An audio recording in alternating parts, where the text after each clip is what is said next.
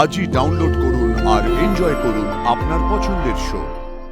এরপরে তো লেখাপড়া করতে ইচ্ছেই করবে না, তারপরে সংসারে জলাই ঠেলবে। আমার বউ লেখাপড়া করবে বলে তুমি তাকে সংসার করতে দেবে না? আর দাদা, বউটা তো আমার। আমাকে ছোট করতে এসেছিল, আমাকে বলতে এসেছিল তুমি অন্য কারোর বউ হয়েও আমাকে ভালোবাসো। কই, ও তো একবারও বলেনি যে আমিও তোমাকে ভালোবাসি, একবারও নিজের কথা বলেনি। আর বলবেই বা কেন? ও তোমাকে ভালোবাসে না, ও ভালো ঘরের ছেলে, জানে এসব অপরাধ। রাজু, তুই বোকা, তুই বোকামি করছিস। নিজের মনকে বাঁধন দিতে পারিস নি, কারণ বরকে ভালোবাসা অপরাধ। আর তার চেয়েও বেশি অপরাধ নিজের বর থাকা সত্ত্বেও অন্য কাউকে ভালোবাসা। কেন করলি তুই লাজু? তুই কেন এই ভুলটা করলি? তুই কেন জানলি না কোনটা ঠিক আর কোনটা অন্যায়? বৌদি ভাই, এটা তুমি ভালো কি করে দেখছো আমি বুঝতে পারছি না। লাজু এতগুলো অবস্টেকল পেরিয়ে এতগুলো ঘটনা ঘটার পরে এইচএস পরীক্ষা দিল, তারপরে অনেক পরীক্ষা দিয়েছে। তোমরা দেখবে রেজাল্ট বেরোনোর পরে তোমরা নিজেরাই বুঝতে পারবে। তাই লাজুর শহর ছেড়ে গ্রামে চলে যাওয়াটা কোনো ভালো অপশন হতে পারে না।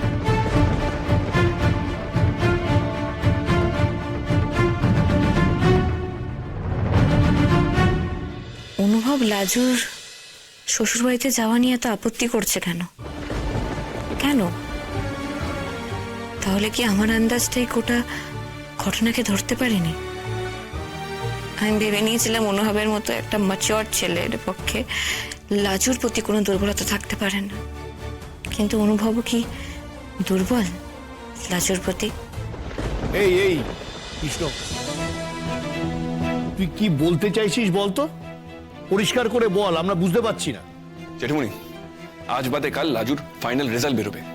আমি শিওর ও ভালো রেজাল্ট করবে। ওর পড়াশোনাটা কন্টিনিউ করার জন্য তোকে শহরে থাকতে হবে। কেন রে? এই শহরে থাকতে হবে কেন? গ্রাম থেকে কি কেউ পড়াশোনা করে না?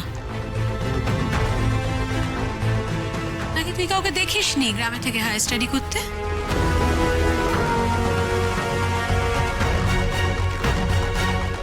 তুই তো এখন আন্ডার গ্রাজুয়েট স্টুডেন্ট হবে, হাজারটা কলেজ গ্রামে। তোর পছন্দ মতো সাবজেক্ট পেতেও কোনো অসুবিধা হবে না।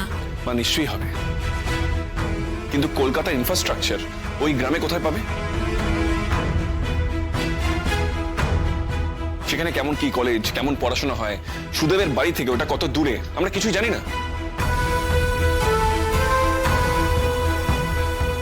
একটা মেয়ে যে ভালো পড়াশোনা করতে চায়, নিজের পায়ে দাঁড়াতে চায়, মানে তার কাছে তো অজপাড়াগায় যাওয়াটা ভালো অপশন হতে পারে না।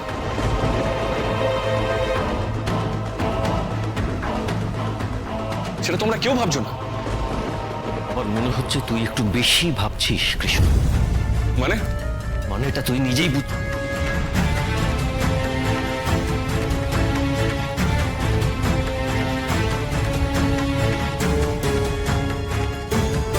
তুই একটু মাথা ঠান্ডা করে ভাব, তাহলে নিজেই তুই বুঝতে পারবে।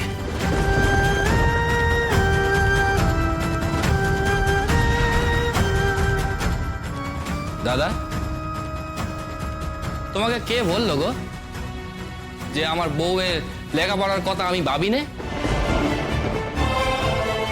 আমাদের ওকে নিয়ে তো কলেজ আছে, দুখানা মেয়েদের পড়ার কলেজ আছে।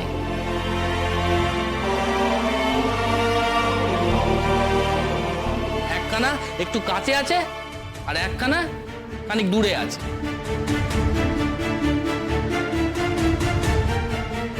সেখানে প্রতি বছর অনেক মেয়ে ভর্তি হয়, লেখাপড়া করে। তারপর তারপর কি করে? তোমার মতন একটা অপগণ্ডুর সংসারে গিয়ে হাতাখুন্তি নড়ে আর বাসন মাজে।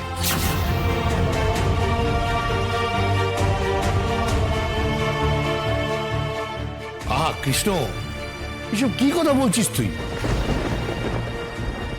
না না, দাদা তো ঠিকই বলেছে।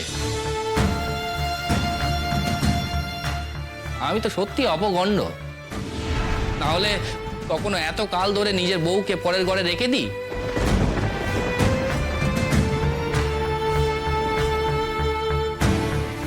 তবে দাদা একটা কথা বলছি, আমাদের ওকেনের কলেজে মেয়েরা পাশ দিয়ে সংসারও করে, আবার লেখাপড়াও করে, আবার বাচ্চা কাচ্চাও মানুষ করে। ওয়ান্ডারফুল, অসাধারণ। একটা 19-20 বছরের মেয়েকে তোমরা সকলে মিলে সার্কাসের মধ্যে ঠেলে দিচ্ছ আর বলছো এটা করে দেখাও, ওটা করে দেখাও। এইসব দেখা দেখির মধ্যে কোনটা বাদ পড়ছে জানো? ওর লেখাপড়াটা।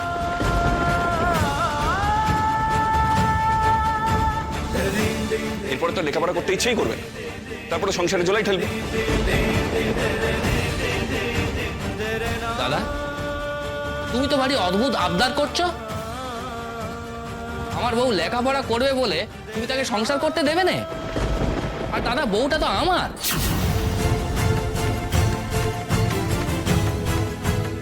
এত কাল পরে আমি তার সঙ্গে সংসার করতে পারছি, তার ভালো মন্দটা আমাকে একটু ভাবতে দাও না গো।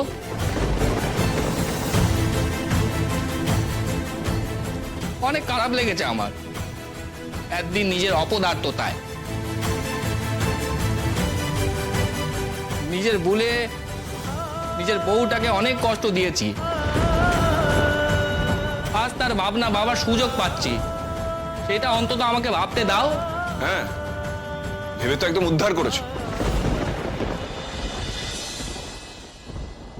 সুদেব, তুমি না খুব ভালো কথা বলেছো, খুব ভালো। আর কৃষ্ণ, তোকে একটা কথা বলি, এই বিষয়ে তুই কোনো কথা বলবি না। এটা তোর এখতিয়ার নয়। রাজুর কেরিয়ার কি হবে সেটা তোর ভাবনার বিষয় নয়, সেটা ওর হাজবেন্ড ভাববে, তুই নস। তাছাড়া আমরা সবাই না আউটসাইডার, হ্যাঁ, তুইও আমরাও, এটা মাথায় রাখিস। আউটসাইডার? আমি আউটসাইডার লাজুর জীবনে?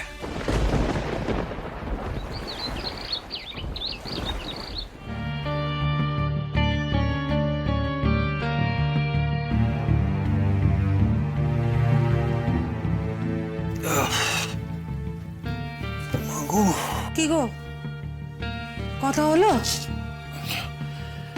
3 মাসের রোদ, কড়া রোদ, জানো তো হয়রান হয়ে গেছি। একটু জল দেবে? বলছি জল দাও।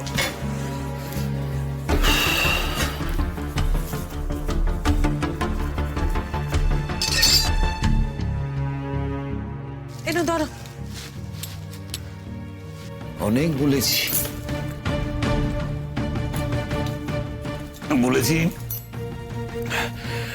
আমাদের পরিবারের ব্যাপারে আর আপনারা থাকবেন না। অনেক কাল হয়ে গেছে। এই বিবাদের জন্য তো আমার ছেলেটাকে খোয়াতে পারি না।